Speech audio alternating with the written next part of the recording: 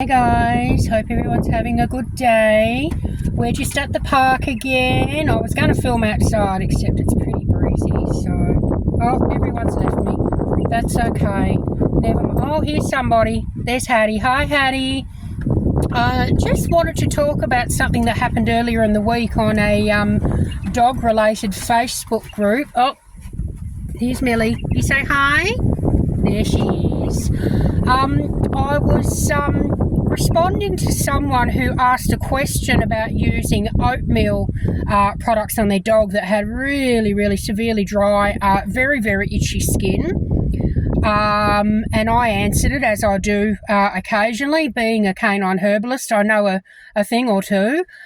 Somebody else piped in and started making statements like, oh, I'd never use oatmeal on my dog, it dries the skin out, it's awful, I'm a groomer and no groomer I know would use this, which is fine. Everyone's allowed to have their opinion, but I guess the point of this video is just to say, make sure you know whose advice you're taking in groups and on advice when you're asking questions or reading answers to questions.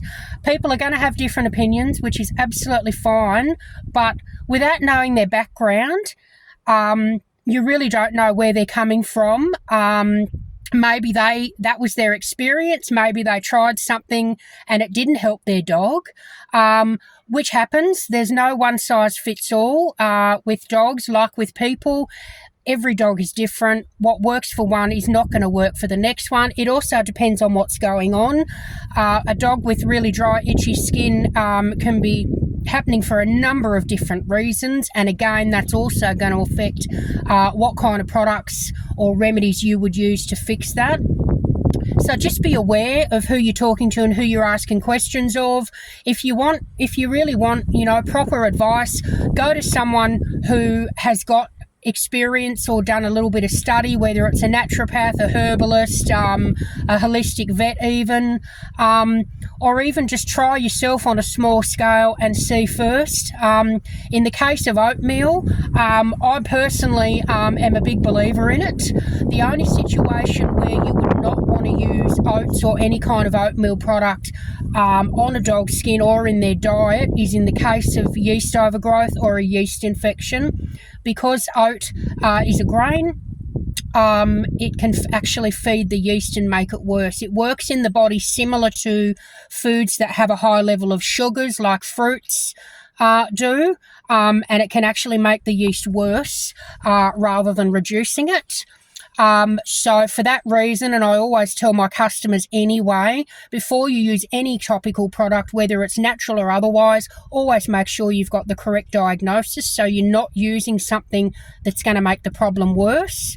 In the case of oatmeal though, as I said, don't use it for yeast, but if it's bacterial infection, it's fine. If it's an allergy, if it's dermatitis, eczema, anything else, it is absolutely fine and it will help. It's something that's fantastic both for people and for dogs and some other animals. It actually helps to protect the skin and strengthen the outer layer. It helps the skin to hold moisture, so it's really good in that way for dry skin, helping to moisturize it and help it retain that moisture for longer. If you're using more of a grittier form of oatmeal, it's also really good for exfoliation, helping to attach to and remove those dead skin cells. It reduces irritation, it reduces itchiness. It's really good stuff. I use it myself and I use it all the time on the dogs. So yeah, really good tip there, and there's a little trick for you. If you're wanting to learn some different ways that you can use it, have a look on our blog. I will put a link down in the doobly-doo below. We've actually got a blog post about some natural remedies you can use at home for dry, itchy skin. There's a blog post there which has some different methods in there for using oats, as well as some other natural ingredients that I really like. So I'll put a link down below so that you can have a read of that if you would like to. But just generally, as I said, if you're going on Facebook or on social media, if you want to try different things, just make sure that you know who's giving you the advice.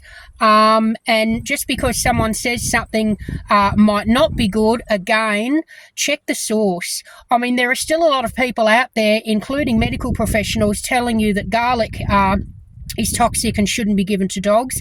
That was debunked years ago. Onion is not safe. Dogs can't digest cooked onion. That's definitely a problem.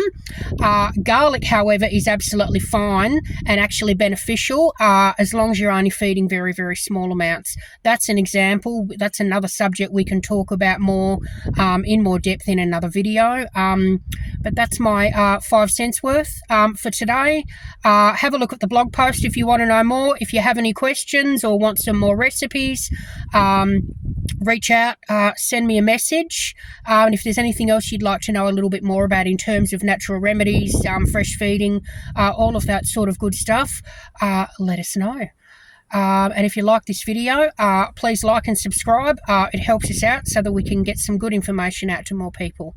Enjoy the rest of your day and your weekend, and we'll see you later. Bye.